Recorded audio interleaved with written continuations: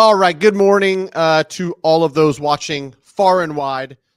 If you're here for a Monday market update, you're looking for economic news, how it pertains to real estate, how it affects mortgage, you've come to the right place. I've got my buddy Nash Paradise, known as the Lone Wizard, with me. And we've got quite a bit of stuff to share. So I don't want to waste any more time on silly intros. Let's jump right into it, Nash. Let's go. We've got a lot of stuff to talk about today. And as per usual, we wanted to talk about the Fed meeting. We want to talk about what Powell said. No, none of that matters. Everything is off the table because what happened this morning or sometime overnight? China and the U.S. agree to reduce tariffs. So we've got a massive 115% reduction to the reciprocal tariffs. Market wasn't expecting that. And there's a lot of hope. There's a lot of positive sentiment from the markets, and that is bad for bonds. So rates are going the wrong direction, and it has very little to do with actually what's going on in the economy. And man, let's just jump into the news. Let's talk about the things that should matter, and then we can finish out with what actually matters, and that is a lot more important than what's going on in econ. So we did get lots of movement last week on the economic news, especially Monday. We actually talked about it a little bit during last week's Monday market update because it hit before we got on the air. PMI data hasn't been great for mortgage rates. They've been coming in strong. So, that 51.6 was a little bit stronger than anticipated.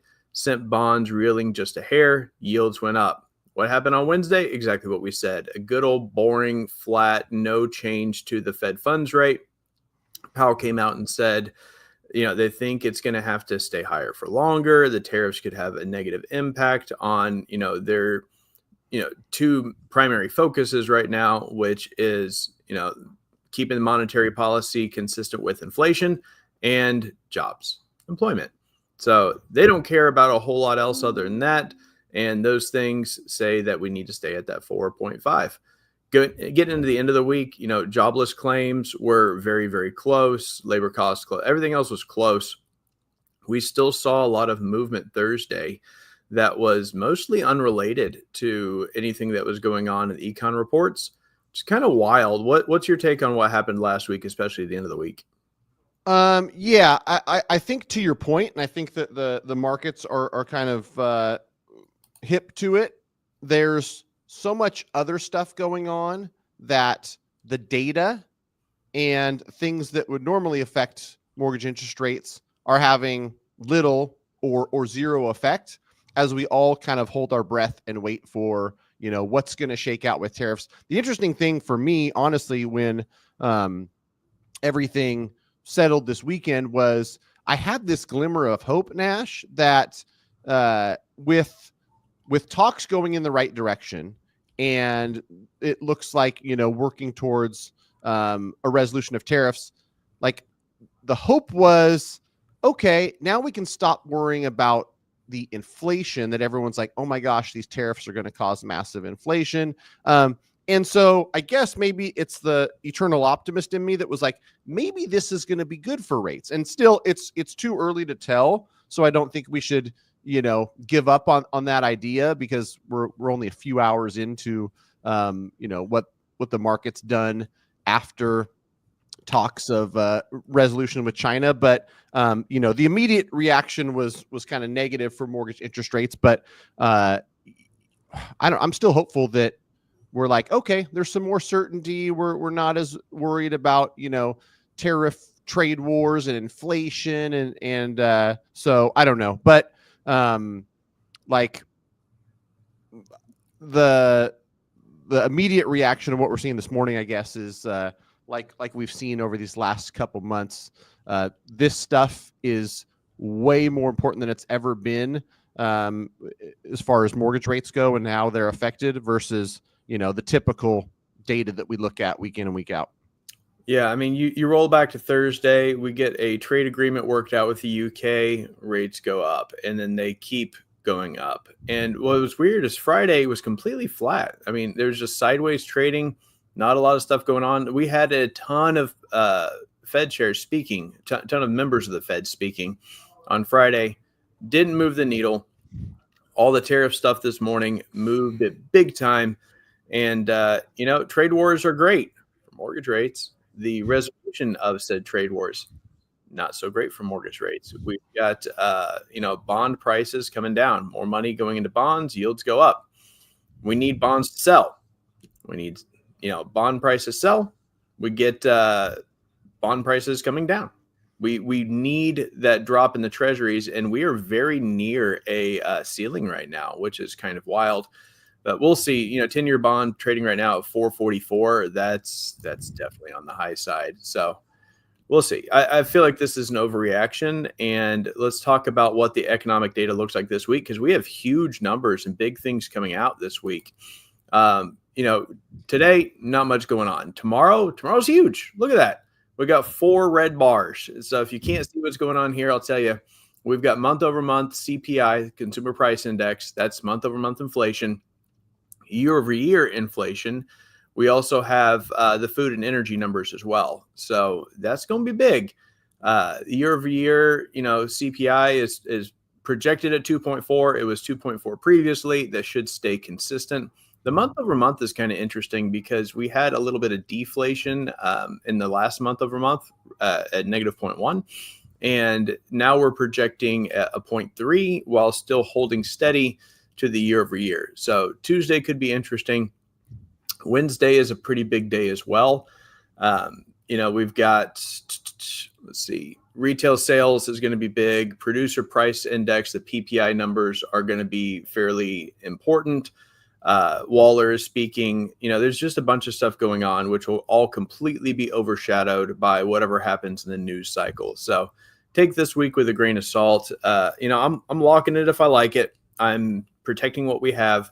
There's no way to anticipate the kind of changes that can be impacted by something as severe as trade negotiations. Even though we've got a 90-day pause, it's fairly worked out right now.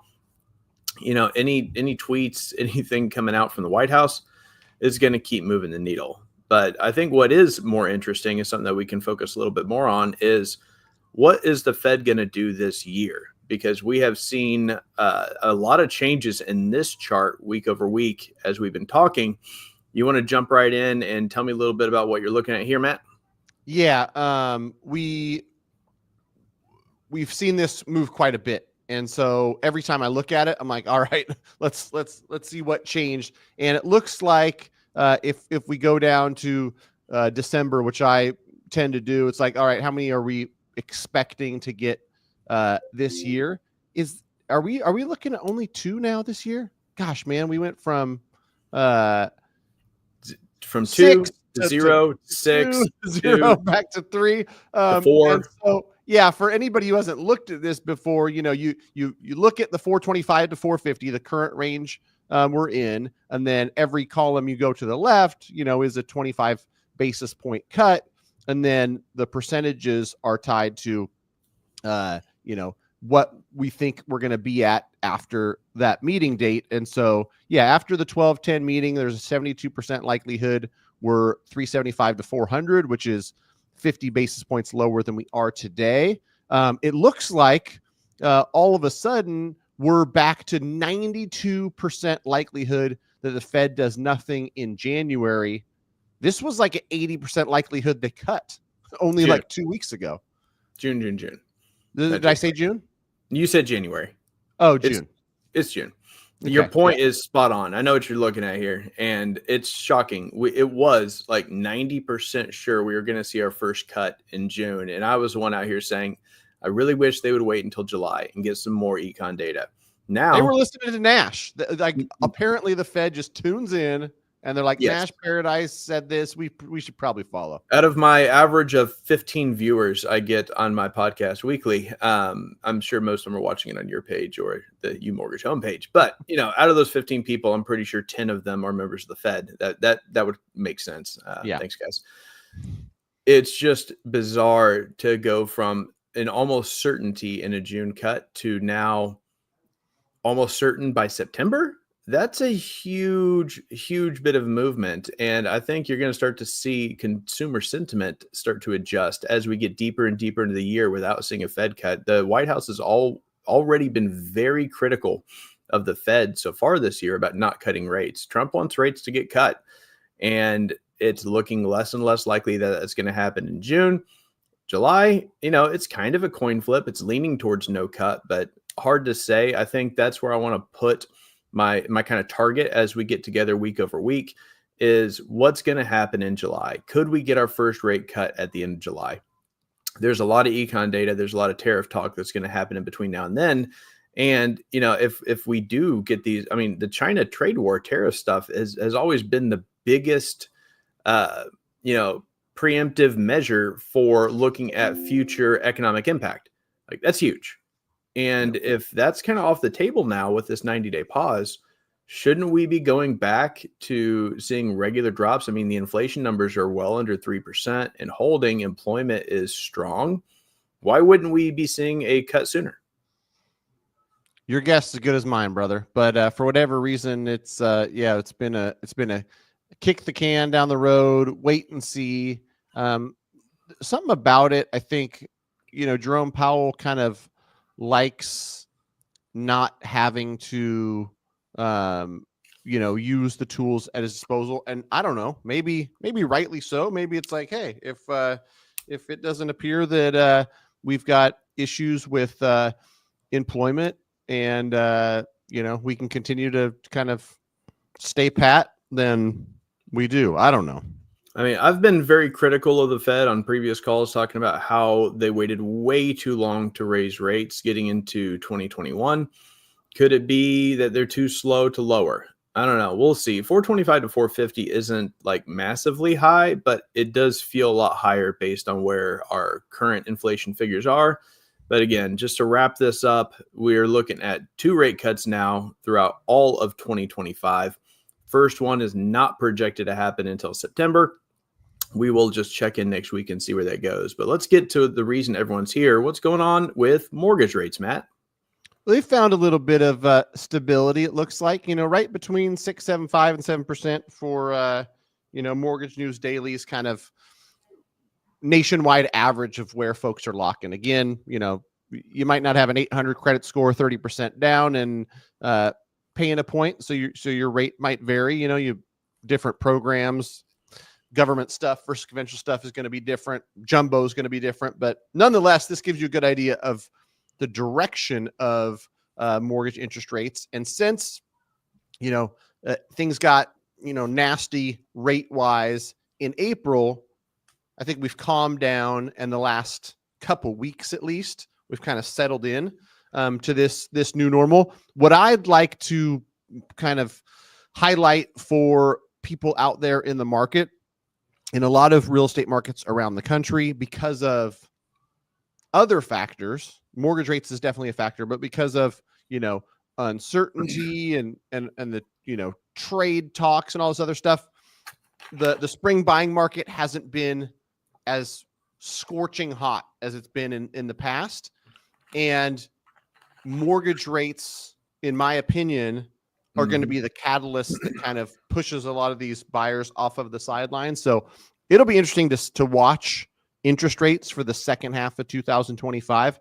If mortgage rates come down, I think a lot of the seasonal demand that hasn't moved yet in the springtime is going to come off the sidelines, and we could have busier than normal Q3 and Q4. That's just my inkling. I mean, your guess is as good as mine. I would happen to agree with you. I'm looking at an article right on the other side of my camera here. Renters are staying put due to concern over the economy. Current state of the housing market overview for a midsummer decline.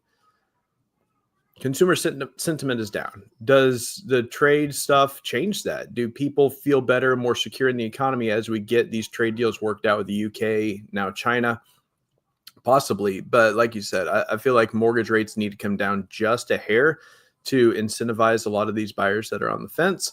And, you know, to a point that I made last week, it's not as much buyers. I feel like it's a lot of real estate professionals. As rates start to go down, if we go from this 6.89% overnight average down to that 6.667, you're going to see mortgage people get excited, real estate agents get excited. Hey, buy now, buy down, buy now.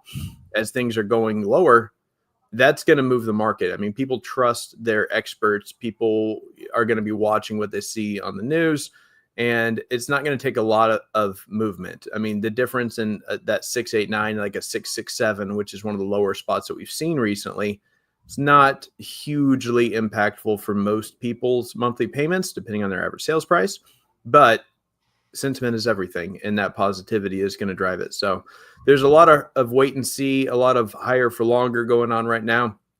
Everything we normally talk about in all its impact is kind of off the board right now with the tariff stuff. So that's definitely my final thoughts on all this is, man, I can't wait to get together next week and just see what happened. Where did we go from this tariff stuff, and how did that impact things the previous week? Yeah, I think it takes a little bit of time to shake out. So, you know, the initial reaction from the market this morning, I know the market's not done reacting. So, yeah, we'll reconvene next week. We'll see what shook out this week, because I believe too there's still going to be more information to follow, some details about, you know, what they're working on, and yeah, consumer sentiment is a tricky thing, right? Some people see their 401k balances going up and they hear good news. It kind of spreads that whole things are good vibe. And then, you know, people feel better about making large purchases. Home's one of those. So we shall see, brother. As always, it was great chatting with you. Look forward to it next week. We'll dive in and see how things played out. Gonna be a fun one, man. Appreciate you. Yep. Thanks, brother. Take care. Bye-bye.